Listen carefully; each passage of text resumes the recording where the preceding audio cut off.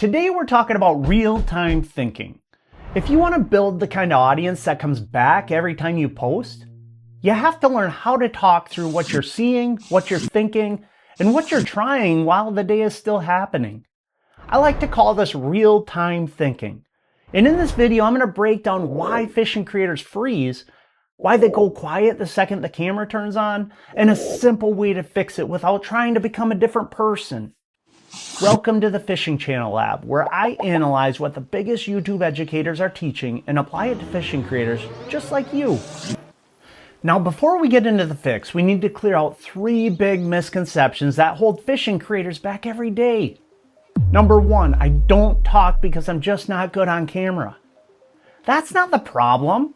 Most of the time you're not bad on camera, you're just overloaded. Your brain is trying to hold too much at once. You're trying to read the water, watch your line, make decisions, work the bait. And now on top of all that, you're trying to talk to the camera. That's why so many creators don't sound like themselves. It's not that they have nothing to say, it's that their brain is carrying too much in the moment. Number 2, I need to be more entertaining before I start talking more. No, you don't. Entertainment comes with experience. It comes as you get more reps in. Think about when you picked up your first bait caster. You didn't start skipping docks right away. You learned how to use it first. A lot of what people call being entertaining is really just being more relaxed, more present, more willing to talk while the day is unfolding.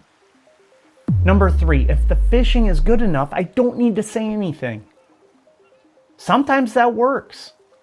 But most of the time it doesn't, because the catch is only part of the video. The details of the day, your thoughts in the moment, that's what makes the story stick. That's the part people remember. That's the glue. Not just that you caught a fish, but what you saw, what changed, what tipped you off, what you're feeling throughout the entire moment. That's what gives the day shape. That's what turns a random catch into a story somebody can follow. And without that, the viewer may see the outcome, but they don't really get to live the day with you. So why do so many fishing creators go quiet the second the camera turns on? One of my favorite creators, Vin Zhang, has a really helpful way of thinking about this. He breaks it down into 3 big reasons: cognitive overload, fight, flight, or freeze, and no retrieval cue. First, cognitive overload. When you're fishing, your brain is already busy. You're watching the wind, reading the water, thinking about depth, watching your line. You're working the bait, tracking the boat, noticing birds, noticing bait. When you turn the camera on and try to explain what you're thinking in real time, that extra demand pushes a lot of creators past their limit. That doesn't mean that you're stupid, it just means that there's a lot going on. And when that happens, the first thing to break down is clarity. You know what you mean, you just can't say it clean. Second, fight, flight, or freeze. The camera doesn't look dangerous, but to your nervous system it can feel like pressure. Now your heart rate climbs, you feel rushed. Your words get tight, and instead of sounding natural, you either freeze or you start rambling. Third, no retrieval cue. This one is huge. A lot of fishing creators don't go blank because they don't know enough. They go blank because they don't know where to start the thought. All the information is in there, but there's no handle to grab. There's no clean entry point, so the brain stalls. Now here's why this matters. When you don't talk to the camera or you talk less than you should, your video is the one that pays for it. Because the viewer doesn't just need the fishing moment, they need your interpretation of the fishing moment. They need to know what you're seeing, what you're thinking, what changed, what you're trying next. When that part is missing, the video can still have fish in it, but it feels flat. You lose story, you lose authority, you lose connection, you lose retention. Somebody else with less fish, less experience, less knowledge can outperform you just because they articulate their thought process better. That's the cost. So what's the fix? Vin has a simple way of framing this. Stop relying on memory alone. Start leaning on a framework. The framework that I like to use in this case is PREP, and it's perfect for this. I love it. So what does it mean? It means point, reason, example, and point again. This is gold for fishing creators. Let's say you pick up a jerkbait. Don't just say, we're throwing a jerkbait now. Use PREP. Point. I think the jerkbait is the right bait for right now. Reason.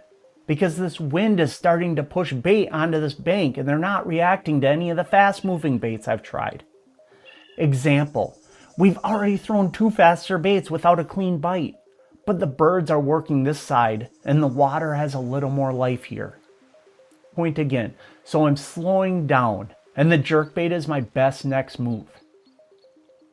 Now listen to the difference. That doesn't sound like a guy trying to fill air. It sounds like a creator who knows what he's doing. And that's the whole point. Prep gives you a starting handle. It gives your thoughts a spine. It gives your words some bones. Now on top of the framework, there's 3 simple things you can do right away to make this easier. First, pause before you speak. Most creators feel the camera, panic, and start talking too fast. Don't. Let the thought land first. A 2-second pause can make you sound 10 times more in control. Second, repeat or reframe what you're noticing. This is the on-camera version of buying yourself time.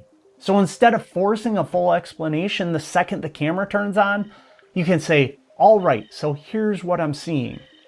Or what's interesting is, or the thing I'm paying attention to right now is. That little reframe buys your brain time, and it sounds confident, not hesitant. Third, slow down your rate of speech. When you speed up, your thoughts get harder to hold on to. Your words start falling over each other like tackle in a loose storage bin. But when you slow down, you sound calmer, clearer, more authoritative. You don't need to sound like a TV announcer. You just need to stop sounding like you're chasing your own thoughts. And here's the bigger shift. Stop treating the camera like it's a test. It's not a test, it's a tool. You don't have to deliver the perfect line.